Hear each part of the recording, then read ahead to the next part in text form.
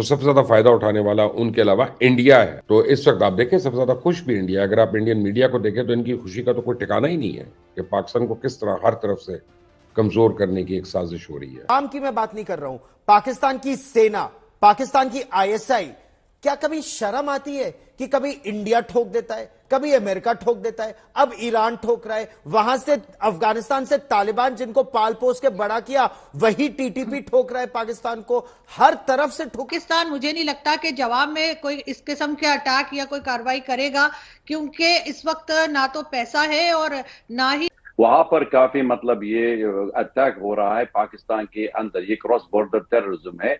तो इसके पाकिस्तान और मेरी ऐसी खबर है कि वहां पे core commander, Quetta core commander Naseem थे और यही कारण था कि ईरान ने उसी वक्त जिस प्रकार से ड्रोन और मिसाइल्स की बरसात की उधर, और मारो बम, एटम बम में मारो उसके। भाई तुम में औकात है, तुम्हारे जर्नलों में औकात है, तुम्हारे अंदर बड़ा ये वलवला, बड़ा एक जोश, बड़ा ये जुनून है कि हम जिहाद करेंगे इंशाल्लाह, तो करो ना। किसने रोका है तुम्हें? किसने रोका है? तो भिख मंगो, औकात में रहो। ईरान कुछ नहीं कहेगा, ईरान कहेगा ठीक है अटैक कर देना पहले 18 अरब। माफ करना गलती मारे से हो गई तो बात में ये गाना मत गाना, हमारे आगे हम घुस के पट जाएंगे तुम्हारे अंदर। देखिए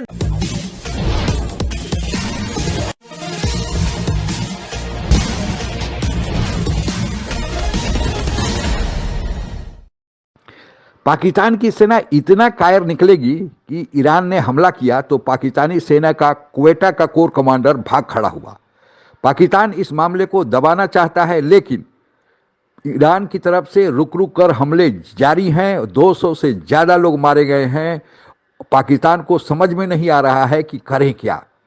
आगे की कहानी सुनते हैं। माफ करना गलती मारे से हो गई तो बात में ये गाना मत गाना, हमारे आगे हम घुस के पट जाएंगे तुम्हारे अंदर।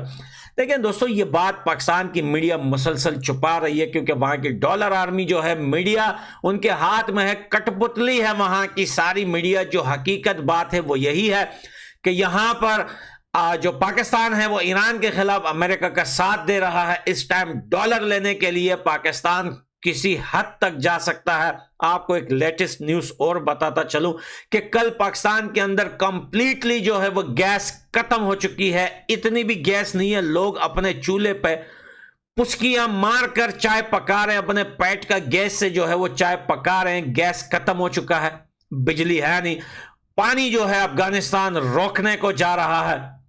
और साथ में दोस्तों यहां पर महंगाई, डॉलर आसमान को छू रहा है, आईएमएफ कर्जा दे नहीं रहा, टीटीपी अफगानिस्तान के तालिबान वहां से ठोक रहे हैं, हिंदुस्तान वहां से घुसा के रखा हुआ है।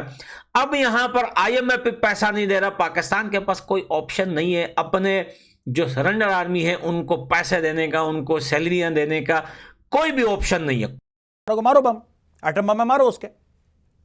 भाई तुम में औकात है, तुम्हारे जर्नलों में औकात है, तुम्हारे अंदर बड़ा ये वलवला, बड़ा एक जोश, बड़ा ये जुनून है कि हम जिहाद करेंगे इंशाल्लाह, तो करो ना। किसने रोका है तुम्हें? किसने रोका है? ये सिर्फ कौमी तराने लिखने के लिए तुम्हारा जोश सिर्फ कौमी तरानों तक है? ओ भाई करो उस पर अटैक। उसने कर दिया, और अटैक करने से पहले सोच लेना तुम्हें उसको 18 अरब डॉलर देने हैं 2024 में, अगर तुमने पाइपलाइन नहीं बनाया तो।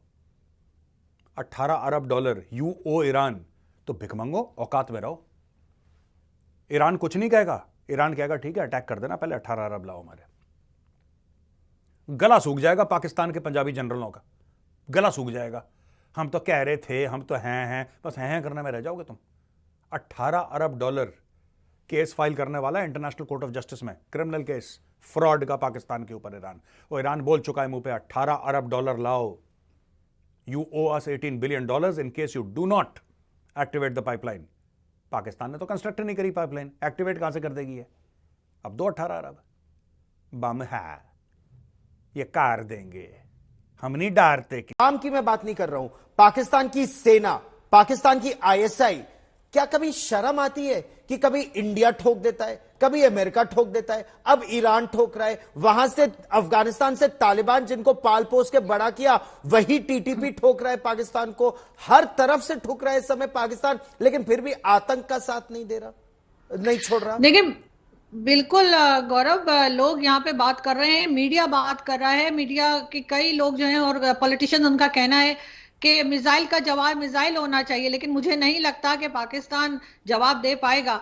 ये जरूर है कि इनको जो है इस किस्म के जो ग्रुप्स है उनका साथ छोड़ना पड़ेगा और इनको अरेस्ट करना होगा, उनको सजा देनी होगी, वरना इसी तरह से अटैक्स होते रहेंगे। और ये बहुत वाजे तौर पे बताया गया है, बहुत क्लियरली सबको मालूम है कि जिस ग्रुप के ऊपर अटैक किया है ईरान ने, उसने कई बार ईरान में जाकर अटैक किया है। उस वक्त पाकिस्तान ने इन लोगों को अरेस्ट करना चाहिए था, रोकना चाहिए था, नहीं किया तो अब जाहिर है मजबूर होकर ईरान हो या कोई भी दूसरी कंट्री हो, वो इस किस्म की कार्रवाई करेगा। पाकिस्तान इस वक्त बैक, इसमें तमाम ममालिक यही चाहते हैं कि मुसलमान मुल्क आपस में लड़ पड़े, और अगर आज हम आपस में लड़ पड़े तो सबसे ज्यादा फायदा सिर्फ इजराइल को है, किसी और को नहीं। यूरोप और अमेरिका ने तो फायदा उठाना है उसका, तो सबसे ज्यादा फायदा उठाने वाला उनके अलावा इंडिया है। तो इस वक्त आप देखें सबसे ज्यादा खुश भी इंडिया। अगर आप इंडियन मीडिया को देखें तो इनकी खुशी का तो कोई ठिकाना ही नहीं है कि पाकिस्तान को किस तरह हर तरफ से कमजोर करने की एक साजिश हो रही है। इंडिया, यूरोप, इजराइल के अलावा कोई और भी है, एक और है जो इन सबसे भी ज्यादा खुश है। वो लोग पाकिस्तान के अंदर घुसकर बैठे हुए हैं, पाकिस्तान को सबसे बड़ी और सबसे मकबूल, यानी अपने आप को पाकिस्तान की वो सबसे बड़ी और सबसे मकबूल सियासी जमात समझते हैं।